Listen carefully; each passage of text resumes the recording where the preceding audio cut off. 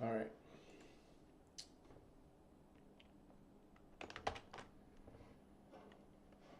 Here we go. All right, so come on. All right. Seriously, my computer's not collaborating. Okay.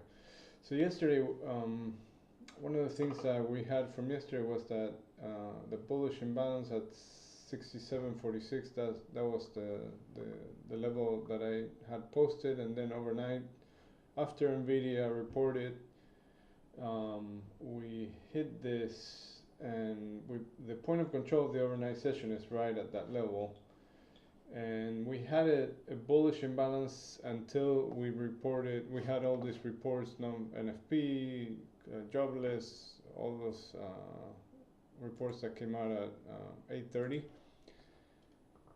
And now we broke above this value area, and now we are above the monthly VWAP, above the 20-day point of control, and testing the high from this session, from what day is this? Monday. Yeah, from Monday.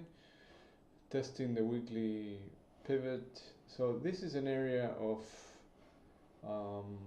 congestion.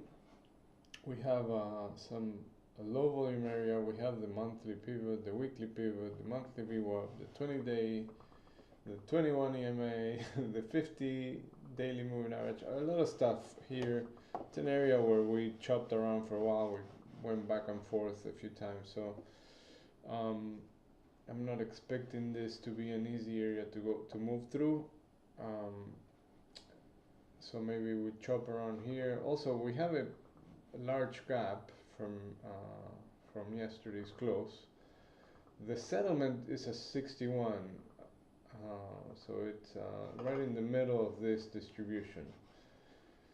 So usually when it's when we have inventory 100% long, and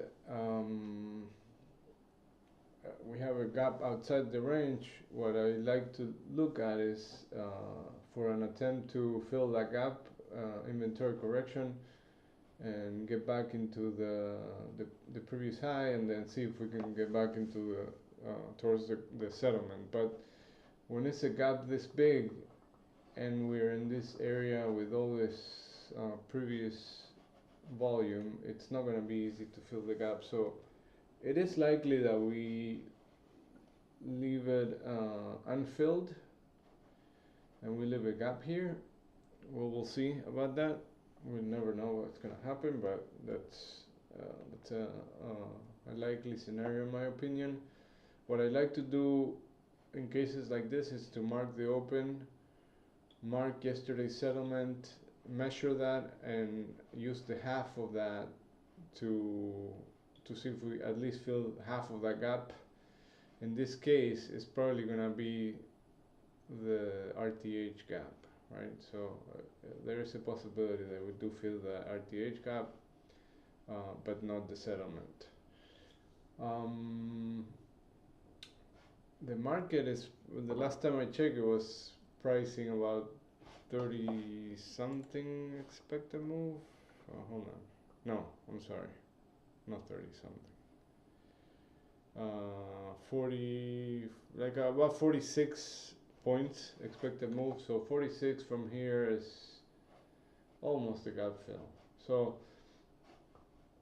we'll see what we get when the market opens. I'm expecting this area to be a little choppy initially, but we have to see what the order flow is like. Now we have this high right here that's where we literally came a few ticks from, and we haven't taken it yet. So I think that's an area where we could test right at the open, see if we can get above it. And we have another high here, and we have this single print here, that, and this high volume node at 6800 that we're probably gonna have a little bit of selling here, to, you know, those sellers that have been looking at this lower highs, lower lows. if you see, after we made new highs, we made a swing low, lower high, lower low, right? So now technically on the daily, we could say that we're starting a downtrend, right? So if we get to the single prints and this 6800, there's likely going to be some sellers attempting to sell this to do another attempt to get another leg lower. And like I said, once we fill, if we fill the gap to settlement, we have value here, and then the extended levels scenario, right? Like if you really things start to get ugly, it's unlikely in my opinion, but it could happen if we start accepting inside value. Then look for that value area sweep and look for value area low from yesterday if that's the case. Not calling for that, but I'm always keeping that in mind.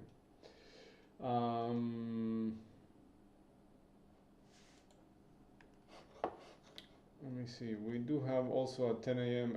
U.S. existing home sales and some Kansas City Fed manufacturing at 11. We have some Fed speaking later on, and tomorrow we have PMI and University of Michigan. So now all these reports are back on. You could say we're like back to the regular schedule. I'm